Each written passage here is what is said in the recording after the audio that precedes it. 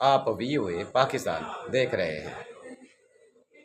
मोदी को पाकिस्तान से भिड़ना महंगा पड़ गया है और डोनाल्ड ट्रंप ने अब नरेंद्र मोदी को जो झटका दिया है, आप अंदाजा करें कि इतनी बड़े पैमाने पर मोदी वहां जिल्लत और रुसवाई का सामना कर रहा है भारतीय सशस्त्र कि बल जिस तरीके से दोहराते पाकिस्तान से हैं कि वे तनाव इंडियन वृद्धि आर्मी को छितर पड़े हैं, बशर्ते पाकिस्तान जो भी इंडिया में ऐसा अब आगे ही चलकर मैं व्यवहार आपको करे। बता रहा हूं कि डेवलपमेंट हो रही है भारतीय सशस्त्र बल दोहराते और हैं कि वे बड़े तनाव पैमाने पर वृद्धि जो नहीं चीज़ें चाहते। डिस्कस की जा रही हैं, जो मीटिंग हो रही हैं, बशर्ते इस हवाले से आगे पाकिस्तान चलकर भी मैं ऐसा तमाम ही डिटेल व्यवहार आपके करे। सामने रखता हूं और जो डेवलपमेंट आलमी सतह से है उसको भी आपसे शेयर करता हूं। तो मेरी आपसे वही गुजारिश कि मेरे चैनल को लाइक करें, सब्सक्राइब करें और कमेंट सेक्शन में अपनी राय का इज़हार ज़रूर करें।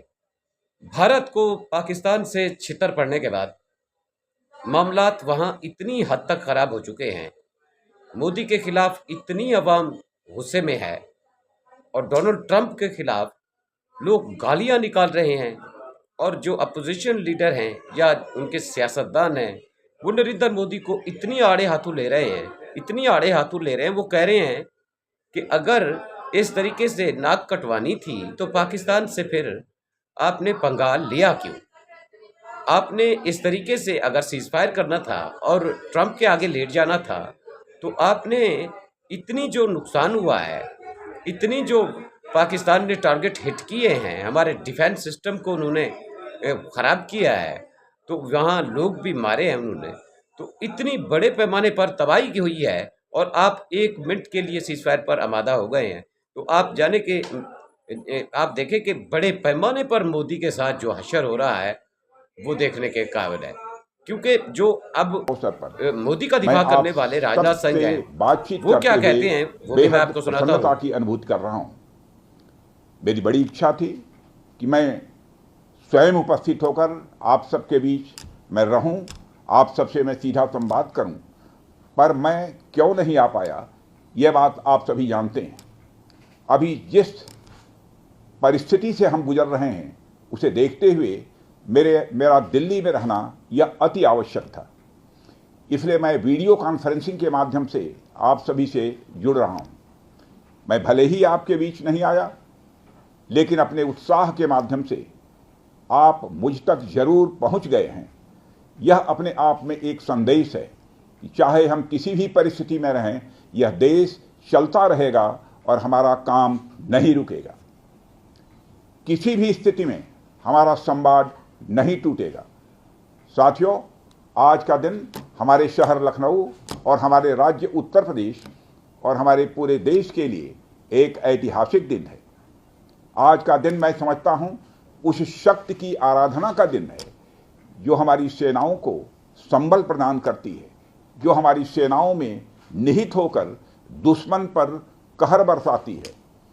आज का दिन मेरे लिए व्यक्तिगत रूप से बहुत ही महत्वपूर्ण है, क्योंकि मैंने अपने शहर लखनऊ के लिए एक सपना देखा था कि मेरा शहर भारत के डिफेंस सेक्टर को मजबूत करने में एक बड़ा योगदान दे। वह सपना अब पूरा हो रहा है। साथियों, BrahMos integration and testing facility का उद्घाटन इसलिए भी महत्व रखता है क्योंकि आज का दिन बहुत ही खास है। आप सब तो जानते ही हैं कि आज नेशनल टेक्नोलॉजी डे है।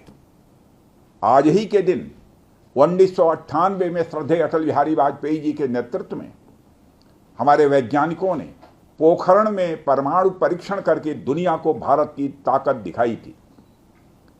और वह परीक्षण हमारे साइंटिस्ट, इंजीनियर्स, डिफेंस पर्सनल और कई अन्य स्टेक होल्डर्स के अथक प्रयासों का ही परिणाम था। यह हमारे वैज्ञानिकों तथा इंजीनियर्स को मान्यता देने, उनको रिकॉग्नाइज करने और उनके कंट्रीब्यूशन को एक्नॉलेज करने का दिन है। मुझे अच्छी तरह याद है जब मैंने इसका शिलान्यास किया था, उस समय माननीय मुख्यमंत्री श्री योगी आदित्यनाथ जी भी थे। उस दौरान मैंने यह इच्छा जाहिर की थी कि जितनी जल्दी हो सके इस प्रोजेक्ट को पूरा कर लिया जाए। और मुझे यह देखकर बेहद खुशी हुई कि आप लोगों ने मेरी भावना का सम्मान रखा और महज 40 महीने में इस प्रोजेक्ट को पूरा करके दिखाया।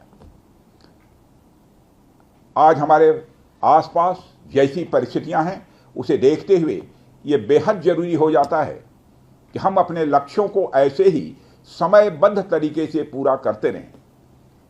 इस मौके पर मैं उत्तर प्रदेश के माननीय मुख्यमंत्री श्री योगी आदित्यनाथ जी का विशेष आभार प्रकट करता हूं। यदि इतने कम समय में ब्रह्मोस की इंटीग्रेशन एंड टेस्टिंग फैसिलिटी की स्थापना हो सकी तो इसके पीछे योगी जी का बहुत बड़ा योगदान है।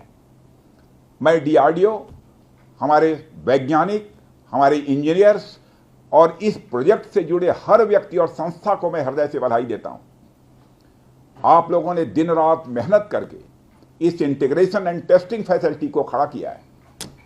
देश भर के वैज्ञानिक, इंजीनियर्स और युवाओं का योगदान हमें इस फैसिलिटी सेंटर में देखने को मिलेगा। मैं आपकी मेहनत और लगन को नमन करता हूं। साथियों, हमारी सरकार जब उत्तर प्रदेश में डिफेंस कॉरिडोर के विजन को लेकर आगे बढ़ी थी तो उस समय हमारे सामने अनेक बड़े लक्ष्य थे। उन तमाम लक्ष्यों में से हमारा एक उद्देश्य यह भी था कि हम उत्तर प्रदेश को एक बार फिर देश के प्रोडक्शन सेंटर के रूप में डेवलप करें। यूपी डिफेंस कॉरिडोर लखनऊ सहित कानपुर, झांसी, चित्रकूट, आगरा और अलीगढ़ से होकर गुजरता है और ये सभी नोड्स आने वाले समय में विकास के नए केंद्र बनकर उभरेंगे।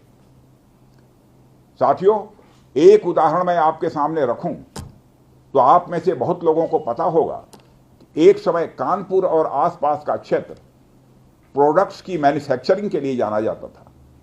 आर्थिक रूप से यह क्षेत्र बहुत ही समृद्ध था। इसे मैनचेस्टर ऑफ द ईस्ट कहा जाता था। लेकिन आज़ादी के बाद अनेक कारणों से आर्थिक प्रगति की राह में यह क्षेत्र पिछड़ता गया और कहीं पीछे छूट गया। मैं उन कारणों में तो नहीं जाना चाहूंगा, पर कहना यह चाहता हूं कि यूपी डिफेंस कॉरिडोर के निर्माण के बाद यह क्षेत्र फिर से एक बार अपने पुराने वैभव को प्राप्त करने की ओर आगे बढ़ चला है। मुझे इसमें कोई संदेह नहीं है कि कानपुर विकास की उन ऊंचाइयों को छुएगा जो दुनिया के विकसित क्षेत्रों के लिए अनुकरणीय होगा। कल को वेस्ट में कोई क्षेत्र जब बहुत अधिक प्रगति करेगा तो उसे कानपुर ऑफ द वेस्ट कहा जाएगा। इसी प्रकार डिफेंस इंडस्ट्रियल कॉरिडोर के सभी नोड्स को डेवलप करने के लिए हम पूरी तरह से कमिटेड हैं। मुझे यह भी बतलाया गया है कि अभी उत्तर प्रदेश डिफेंस कॉरिडोर में aircraft manufacturing, UAV, drones, ammunitions, composite and critical materials, small arms, textile तथा पैरासूट आदि में मेजर इन्वेस्टमेंट किए गए हैं। एक अच्छी बात यह है कि इस डिफेंस कॉरिडोर में हमें पब्लिक सेक्टर और प्राइवेट सेक्टर दोनों की ही बड़ी अहम भागीदारी दिखाई दे रही है। 1971 में भी जब युद्ध छिड़ा था तो अमेरिका ने कहा था कि हम बे ऑफ बंगाल में अपना 7वां बेड़ा भेज रहे हैं। We will deploy the 7th fleet. That's what the Americans said. But despite that, the then government and Indira ji went ahead and did what was in a supreme national interest.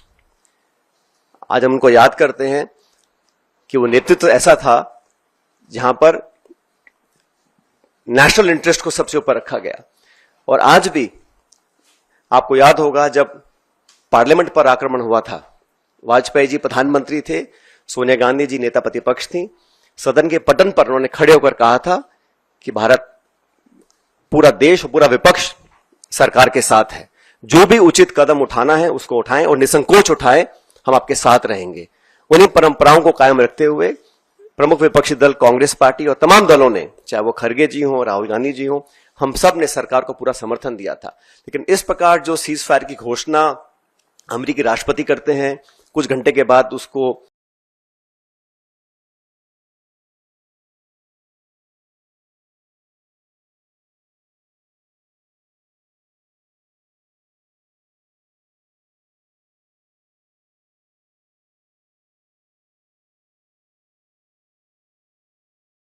हुए, आप किसी गलत फहमी में ना रहें कि बस जंग खत्म हो गई है, क्योंकि जो इतनी बड़े पैमाने पर उन्होंने लॉबिंग की, स्ट्रेटेजी बनाई वो ऐसे छोड़कर वेरीफाई उसको दफन करके जाने पाकिस्तान वाले और नहीं इंडिया है। करते हैं, लेकिन तो कहीं ना हम कहीं इतनी तैयार हैं इस हमने कश्मीर जिस मुद्दे तरीके से पर भी उनको जो ठोक कर स्टेटमेंट्स जवाब आए दिया अमेरिका की तरफ कि से, हम दोबारा उस तरीके से उनको जवाब देने जा रहे हैं, उस पर ये तो आने वाले वक्त में सरकार पता को अपना पक्ष रखना चाहिए, क्योंकि ये बायलैटरल इशू है। इसका